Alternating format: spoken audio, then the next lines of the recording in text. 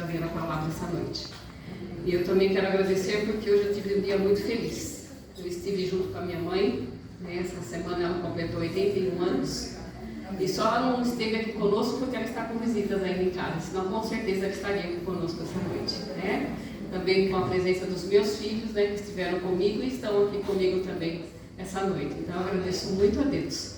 Então nesse momento nós vamos orar aqui na presença do pastor, do nosso Deus, para a mensagem desta noite. Senhor nosso Deus, bom Pai que estás nos céus, como é bom estarmos na sua presença, como é bom estarmos aqui reunidos na sua casa de oração, como é bom estarmos aqui junto com a família do Senhor, como é bom estarmos com os nossos filhos, com aqueles que estão com as mães, com aqueles que um dia também tiveram a mães e hoje as mães já descansaram, e também com aquelas mães que não puderam estar. Louvado seja o seu nome, Senhor, porque é um presente de Deus ser mãe. É um presente de Deus receber os filhos de suas mãos. E que missão especial, Senhor, o Senhor coloca em nossas mãos. Conduzir esses filhos nos seus caminhos. Amém. Andar ao lado deles, ensinar a sua vontade, o seu querer. Amém. E hoje, diante da tua presença, como mães, temos muitos netos junto conosco hoje. É uma família que está crescendo, Senhor. Que o Senhor abençoe cada mãe, cada filho e cada neto e bisneto que estão aqui conosco. Amém. Aqueles que muitas noites passaram em claros, aqueles que muitas noites choraram, aqueles que muitas noites clamam ainda pelos seus filhos.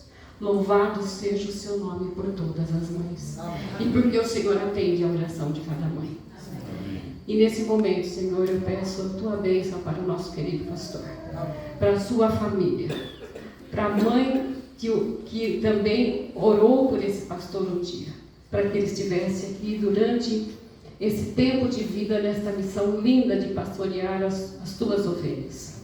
Que o Senhor abençoe sua mamãe, seus familiares, a sua esposa, a sua família, e que juntos agora, ao ouvir a tua palavra, que o teu Santo e bom Espírito fale ao nosso coração. E é em nome de Jesus que eu peço todas essas bênçãos e já agradeço. Amém.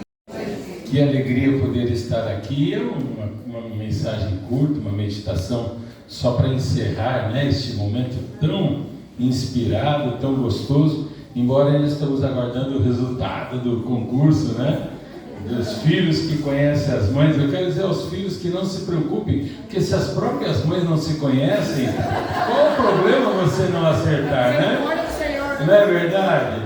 A mãe que diz, eu acho que eu nasci... Ah, pai, ou está com Alzheimer, ou está com uma dúvida danada, né? Então, realmente, eu estou vendo que a maioria das mães logo vão perguntar para os filhos o que elas preferem, né? Filho, que comida que eu gosto mesmo, que eu não me lembro mais? Muito gostoso. Parabéns aí a quem elaborou as brincadeiras, as dinâmicas, muito bem feitas, né? E eu estava... ali tentando matar a charada com a minha mãe, que não está aqui, tá? Eu até falei com ela hoje, né? Mas que já está nos seus, esse ano ela fará 89 anos já, né? E há muita coisa ali que eu ainda lembro, mas algumas delas já tenho dúvidas, né? É interessante que é mais fácil para a mãe responder o que o filho mais gosta, porque a mãe, ela presta mais atenção no filho do que em si mesma. Ser mãe é abnegar-se. Existe uma poesia muito antiga que diz que ser mãe é padecer no paraíso. Porque realmente, quando o filho vem, desde o momento que descobre da gravidez, a mãe já abre mão de si mesma. Uma coisa simples, como pentear o cabelo, ir no cabeleireiro. A mãe que está com o bebê recém-nascido, ela fica uns 6 meses sem conseguir ir num cabeleireiro, quase um ano sem conseguir ir no banheiro a hora que ela quer, para tomar banho a hora que ela quer e sair a hora que ela quer, como todos nós gostamos de fazer. Porque ela tem que pegar as brechas entre as sonecas, aonde tanta coisa há por fazer, e ela então muitas vezes vai fazer todo o resto, porque quando o bebê acorda, volta à rotina. E então, quando finalmente entra a idade dele se independer um pouco, a mãe volta a lembrar que ela é mãe. E eu já vi mães que a primeira vez que foram num cabeleireiro, depois de quase um ano que o filho tinha, elas quase que choraram de emoção, de pensar que saudade de eu poder olhar no espelho e ver meu cabelo penteado, né? Bem penteadinho. Então realmente a gente não tem como reconhecer o valor da mãe, não tem. Há várias histórias, algumas que a gente ouve, outras que, por exemplo, meu primo Miguel, irmão do pastor Fernando Iglesias, viveu uma história com a mãe dele, que eu já vi na internet. Acho que um monte de gente fez a mesma coisa, então não é possível, porque eu sei dele porque eu vi, né? Ele era, um dia que ele resolveu cobrar da mãe dele, que achava que a mãe dele dava tarefa demais, né? Então ele mandou um bilhetinho: ajudar a lavar a louça, R$5, né? Varrer a frente da casa, R$3, né? E aí ele colocou as tarefas que a mãe mandou ele fazer naquele dia. E no final colocou: mamãe, você me deve R$10. Aí ela colocou o bilhetinho de volta, pagando os R$10 para ele, e colocou, né? Lavar 4.550 roupas. E aí no final da conta ela falou: você me deve mais de R$10.000. Aí ele voltou com os R$10.000 e falou: mamãe, vamos cancelar as dívidas? Vamos equacionar? De fato, não há como pagar as dívidas que a mãe faz em prol do seu filho. Não há como pagar dos seus filhos, porque a mãe, ela é a expressão do amor de Deus.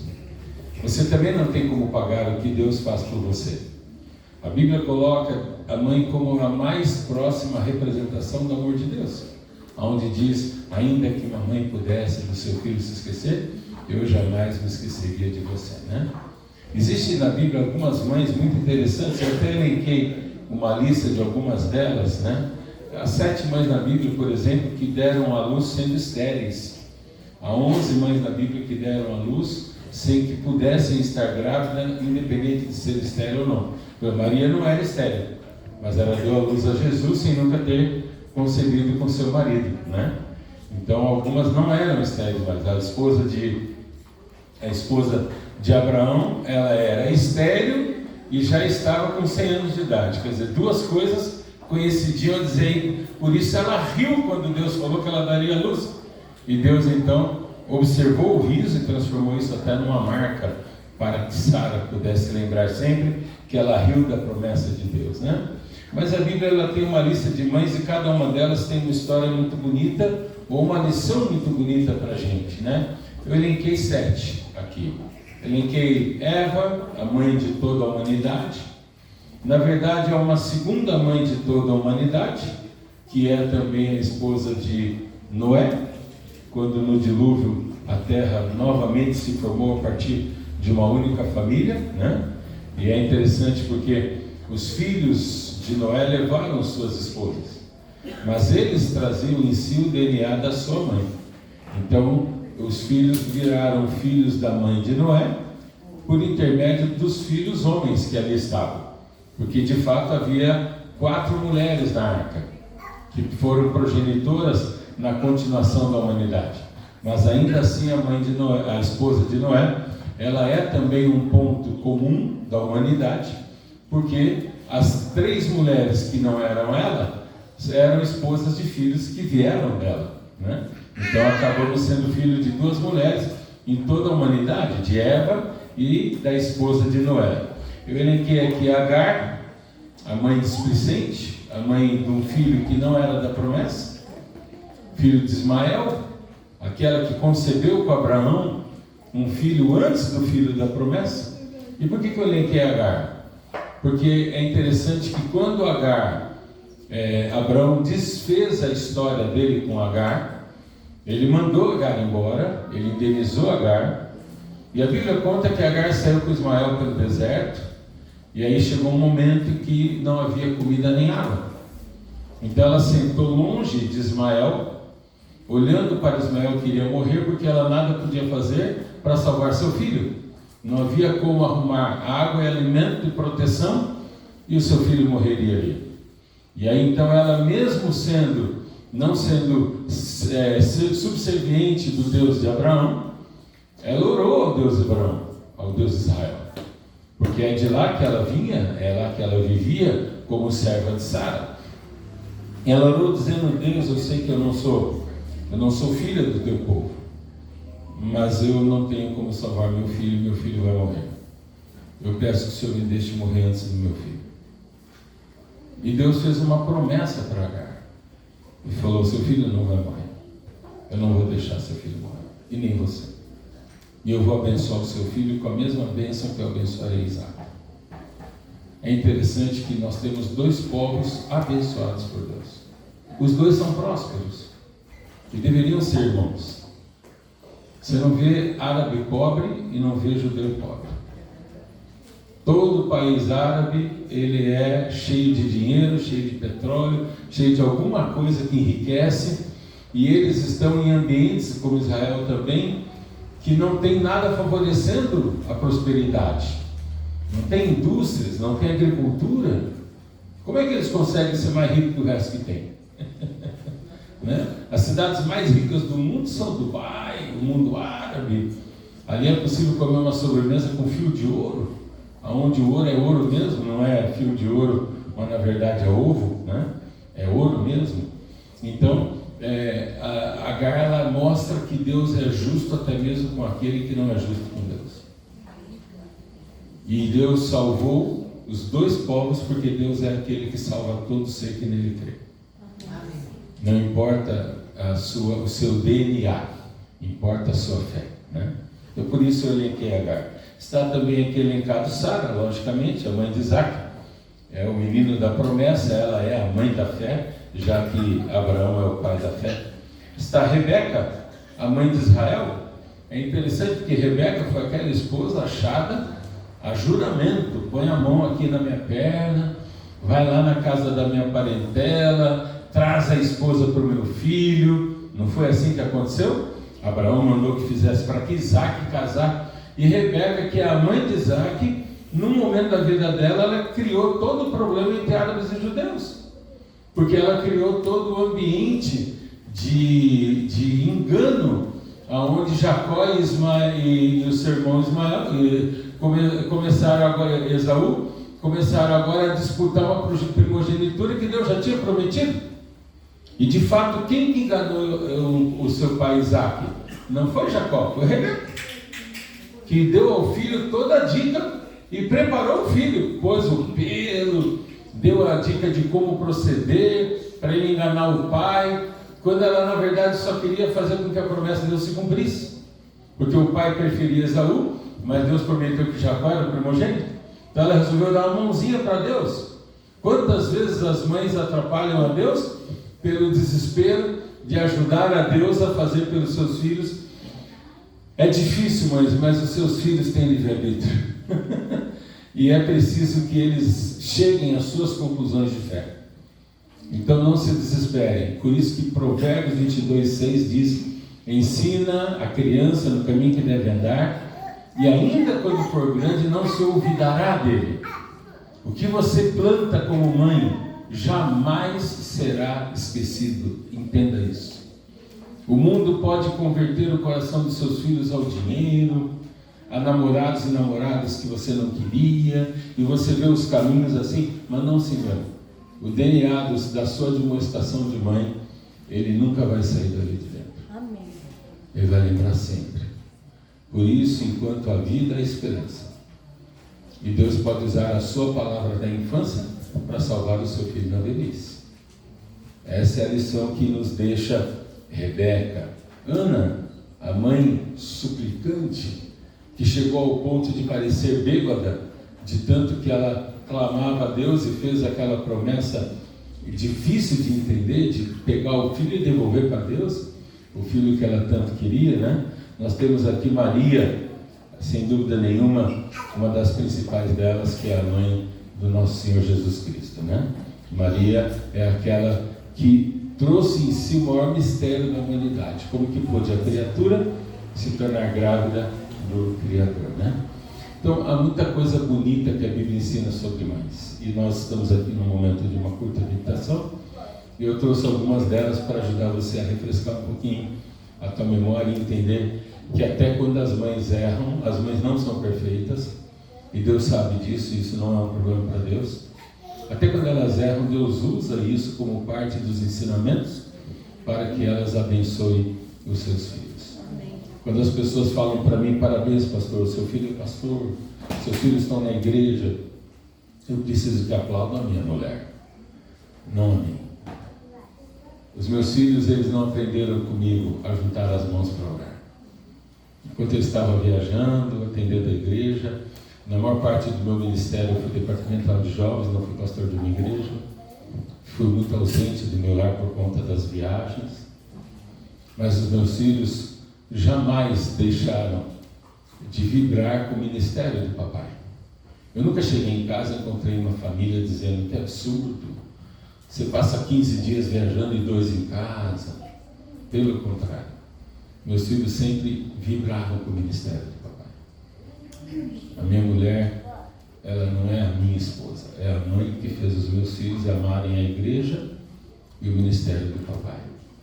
É ela que fez eles aprenderem a vibrar e ouvir o mesmo sermão a vida inteira e acharem legal cada vez que ouvem.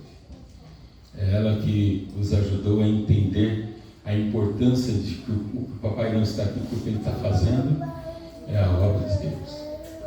Quando eu chegava em casa, havia acontecido o Dia das Mães já.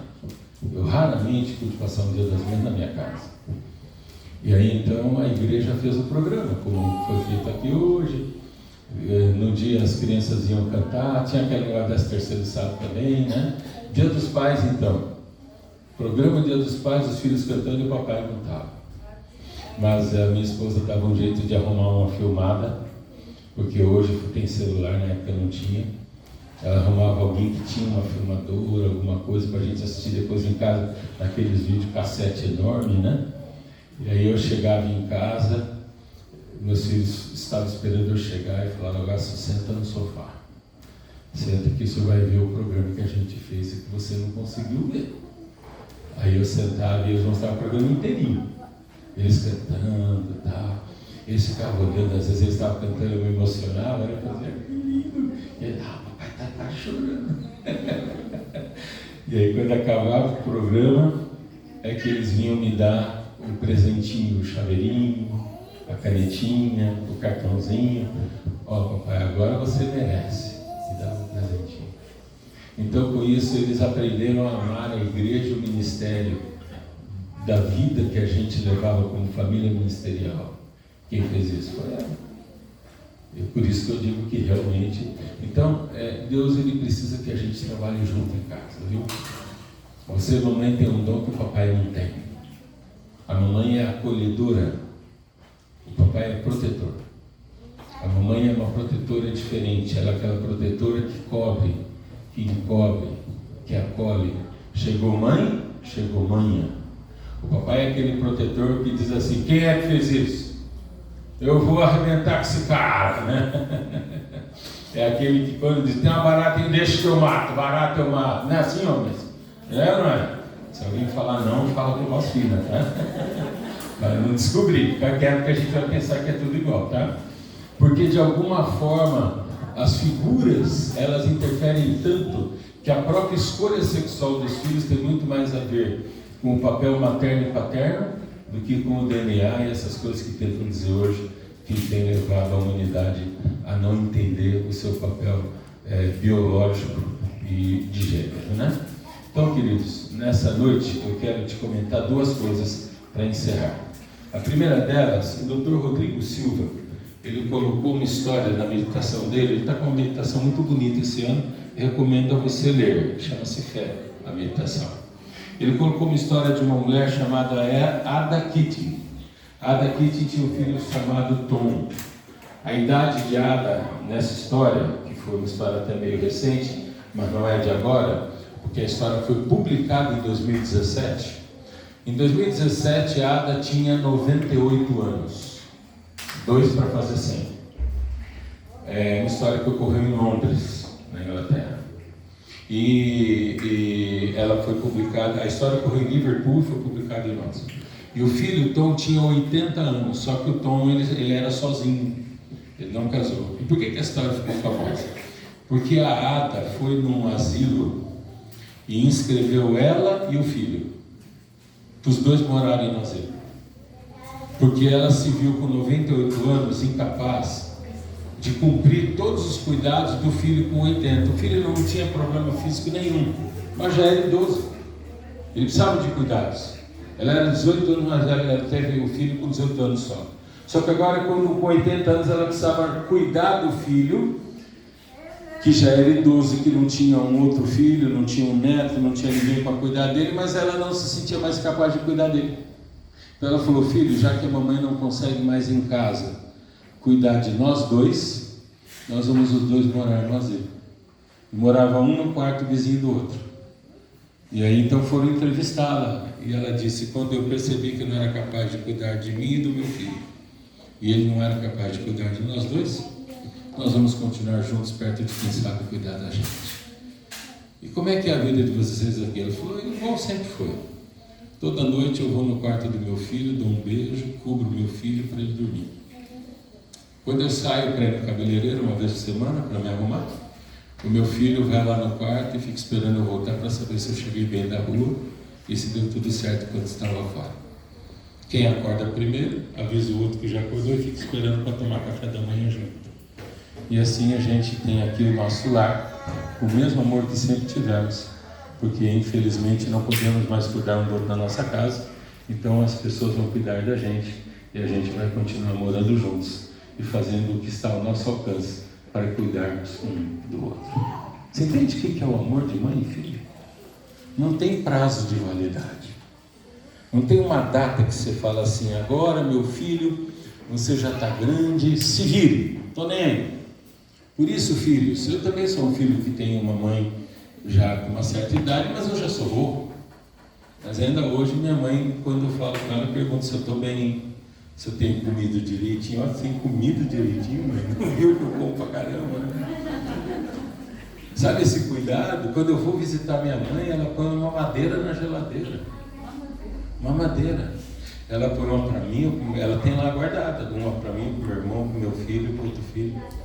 Ela diz assim: se te der vontade, eu sei que você está na casa da mamãe, então se te der vontade, não conto para ninguém, filho. Pega, mano.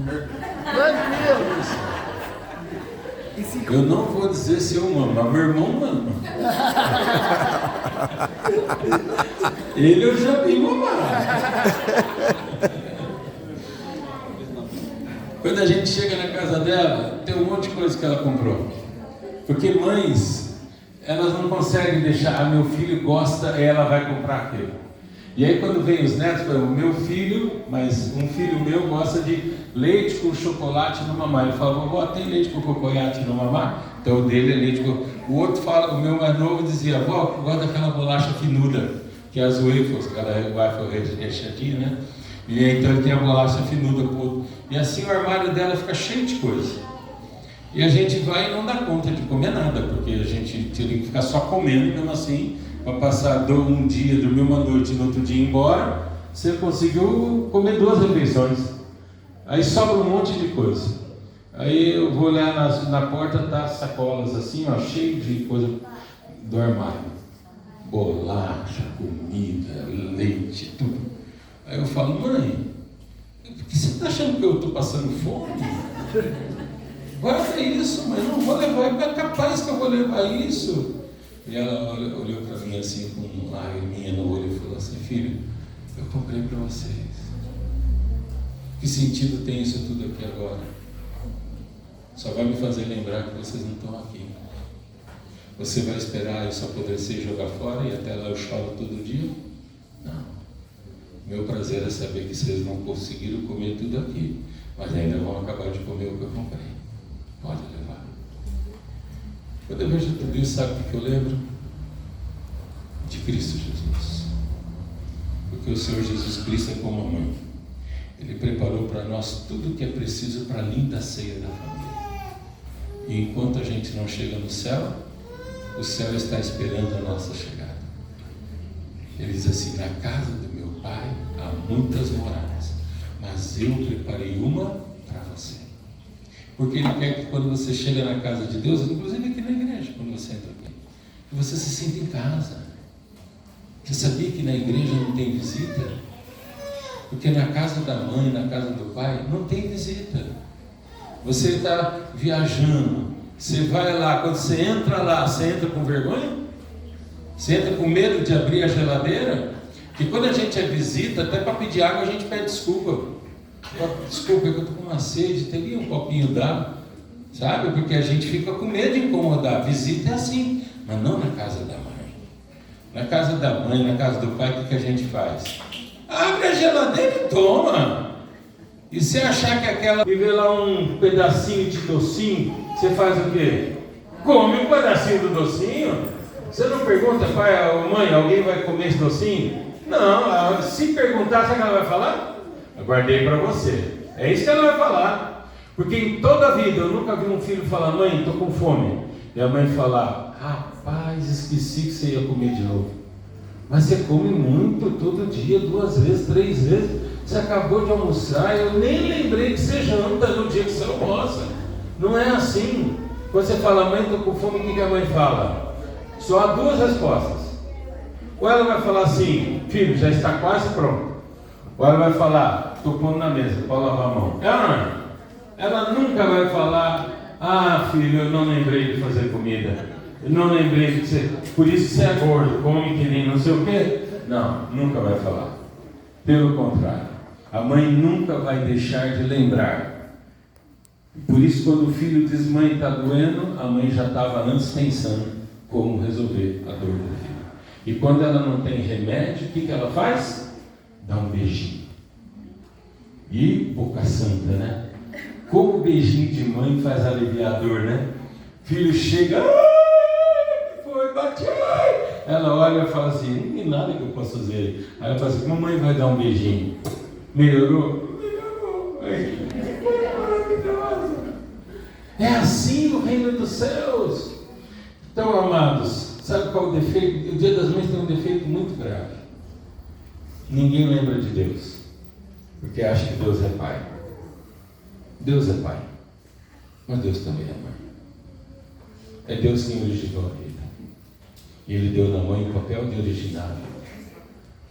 A ciência descobriu que a vida origina a partir da soma do DNA. E que os DNAs são uma soma do homem e da mulher que fundem os seus elementos para poder fazer a vida acontecer. Então a ciência estudou um pouquinho mais para saber qual é a origem. Porque a soma dos 2 DNAs fabrica o corpo, fabrica os órgãos. Mas qual é o start? Qual é a fagulha? Qual é a chave que faz o bebê viver? E ela descobriu que existe em todos os DNAs um DNA que ela chama de DNA mitocondrial.